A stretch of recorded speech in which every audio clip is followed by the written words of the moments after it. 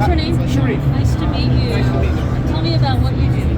Okay, right now we're at ComplexCon conference. The industry is amazing.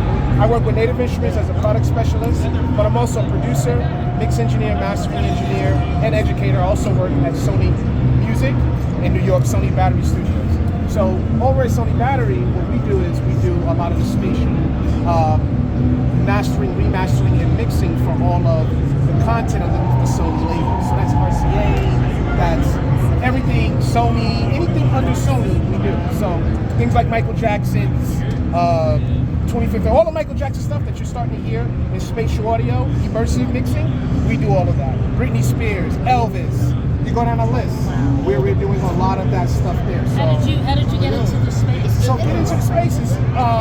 Learning this, I learned in the streets of the mean streets of New York. Tell us about that. So coming up in the game where there were a lot of studios in New York, right?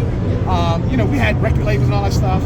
And being a young kid, I wanted to learn it, but there was no schools, right? And so what I did was, and I come from a b-boy. I used to be a b-boy. So I come from learning breakdancing, doing videos, you know, and all that kind of stuff. So I was like, I'm gonna learn this. So I would book studios with my own money. They thought I had an artist, and I was like, there's no artist. It's like, oh, so you're the artist? Like, yeah, I just want you to show me that.